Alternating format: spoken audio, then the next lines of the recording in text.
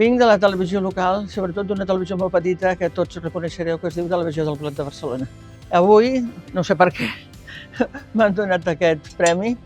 i l'he rebut en nom de tots aquells que vam estar lluitant durant molts anys perquè la realitat d'avui sigui la que teniu tots les televisions locals a Catalunya.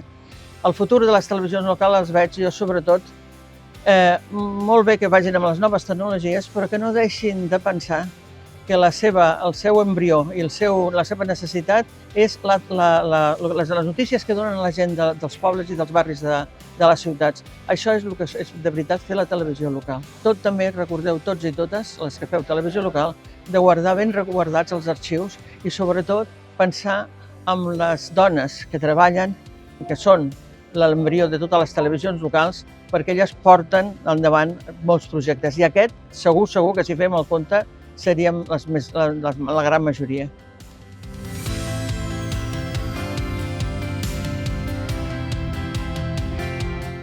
El audiovisual sintético es una nueva generación de contenido que está hecho total o parcialmente por inteligencia artificial generativa, con modelos que lo que permiten es, a partir de ciertas instrucciones, crear algo donde no había nada.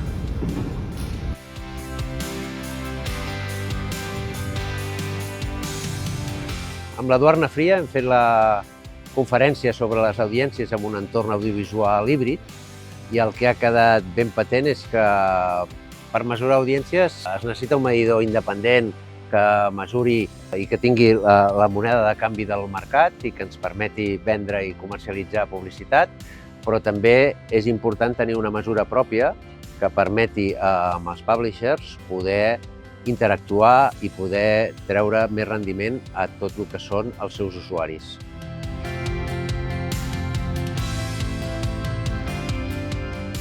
Doncs avui al MAC hem vingut a explicar el nostre observatori iVox d'aquest 5è informe, on podem determinar que 8 de cada 10 espanyols escolta ja per dia d'avui podcast, que ho fa amb una freqüència molt elevada diàriament, que ens interessa moltíssim poder escoltar en mobilitat i mentre fan altres coses, i ho fan durant la setmana més de 10,5 hores i també uns 6,5 episodis a la setmana. Així que estem molt contents que el consum de podcast estigui creixent. L'objectiu que tenia era que quedés clar a l'audiència que no només la IA és IA generativa, sinó que hi ha altres tipus d'IA que es poden ajudar a generar un producte sonor. He presentat el contingut d'un article que vam escriure juntament amb la Belén Monclús i el Raül Terol, on parlem de les aplicacions que té la IA en l'àmbit d'un cicle de producció sonora.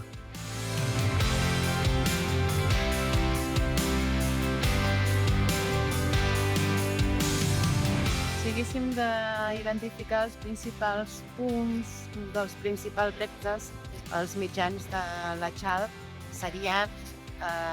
identificar o veure com poder millorar la percepció de credibilitat que té la ciutadania de les nostres emissores i canals, i això passa molt per visibilitzar les fonts d'informació. I el segon repte seria arribar una mica a poder arribar amb aquests perfils als quals ara encara no tenen un nivell d'atenció